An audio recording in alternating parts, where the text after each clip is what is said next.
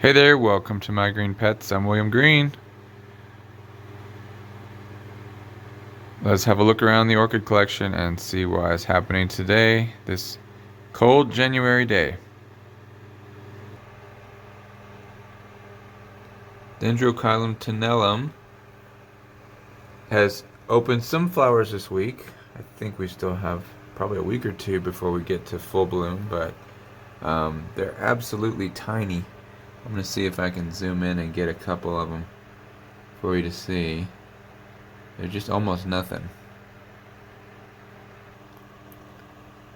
You can kind of see them in there. Little guys lining all up in a row. Whoops. It'd be interesting once they all bloom out to see if they have any kind of fragrance. Cattleya maxima has put out 3 nice new growths since it bloomed in September. Just something about those big, beautiful growths. They all have nice sheaths poking up. And yeah, this plant's really starting to look nice. No flowers probably until September of next year, but the leaves look great. Cattleya Hardyana, its newest leaf has opened up. Definitely looks like it's going to be bigger than the last one quite a bit. Usually you can tell the pseudobulb will go up just past the top of the leaf sheath here. So I'm kind of expecting to see the bulb here and then the leaf. So not nearly big enough to bloom, but it's getting there. I would say maybe 2 more growths. Might be another couple years before it's big enough to bloom. And I think that these bloom in the summer. Both the species that make up this hybrid are summer bloomers. So as long as we're growing well, I'm happy with the way it looks. A few of my Catasetum-types have already started growing for the new year. So first up we can see on Clowesia Rebecca Northen grapefruit pink. You can see some green poking out the bottom of the old flower spike. I assume that's going to be a new growth. You can also see kind of a suspended new growth down here. This is my other Rebecca Northen, but it's kind of greening up down there. We can see something starting to push. And then right behind it we've got Cycnoches cooperi. You can see at the bottom, at the base there, there's a little, boom, right there, there's a little growth pushing. And then Mormodia Jumbo World as well. It's got a seed pod on it that still looks good. Looks like this thing it really did take, and we might actually get some viable seed out of that. That's exciting. But then out of last year's spike, you can see that maybe you can't see it, but there is some green poking out right underneath one of the spikes. So that growing process has started as well.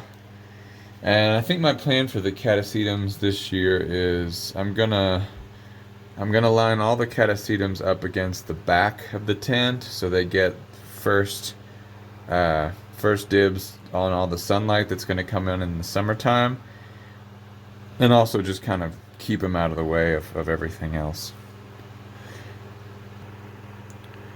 Wanted to look at this little Cattleya rex seedling. So I thought it was kind of cool that the parents of this plant, so this is the pollen parent and this is the seed parent of this little guy. And you can see he's just starting to put out his first sympodial growth there on the side, poking out down there. And I also just wanted to do a comparison here. This plant is 2 years from seed, and the plant behind it is 12 years from seed. So here's your size comparison for the two. And this plant started out just like this. I had some little seedlings. I stuck them to a piece of bark. The piece of bark is now largely consumed by roots, but it is in there. And yeah, these guys do really well mounted if you just keep the roots moist enough. The roots love to dig around and find moisture in the cracks. This is a cork mount, so it doesn't weigh much, and it's really gnarly. And this one actually was on a hickory mount, so that it had much more regular lines through the wood. But I think this guy's going to do okay. I just glued him on here back in October, and we'll see how this new growth comes out. Hopefully we'll get a lot of new roots with those, and we're good to go.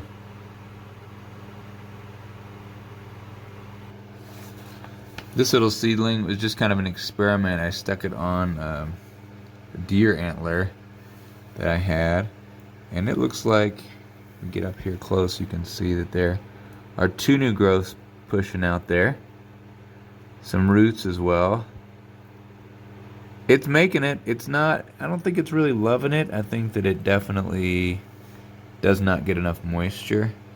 The one underneath it is kind of struggling to make it, but it has a new growth as well, so it might be okay. When they're this small, if they don't have regular access to moisture, they just grow super slow. But I think they can still make it as long as they have roots, they have good roots, and they get as much moisture as you can give them. I also have some sphagnum, or not sphagnum, but Spanish moss that I got from the greenhouse at Fantasy, just a little sprig here that I took. Hopefully that's gonna thicken up. And then I also have, this is ball moss. This is Tillandsia recurvata, I think is the Latin name. And this came from a tree in the back of Stephen Van Camp and Lewis's backyard in Texas. So kind of cool little experiment.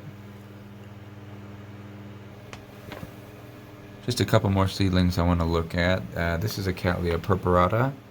This is from the Christofferson collection, and this is a concolor by Carnea, I think. So it's going to be like a light pink, very delicate color, hopefully. Nice big new leaf coming out here on this guy. And then right behind it we have a cross. This is a Cattleya Pulcherrima, and that's purpurata by Lobata, I think. And again, I think it is using concolor parents, so we're looking for a light, very light lavender color, kind of a delicate color on that. And this one's actually putting out a double leaf, but also very nice size. Got roots coming out down there, and it's going to be a couple years for these guys too, but I think those are going to be huge, but also gorgeous Formorlalia type plants.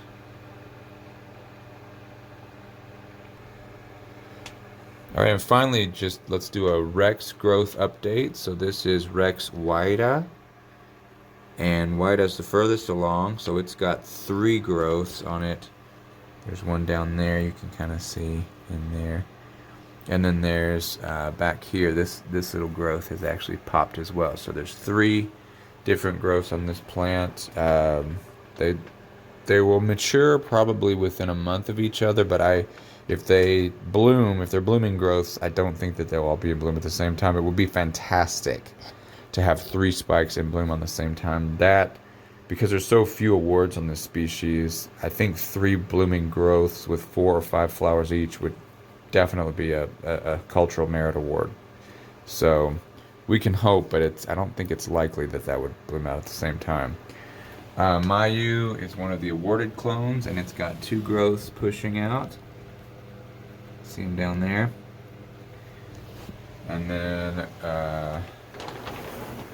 Inti, my favorite clone. Nice growth pushing out on Inti.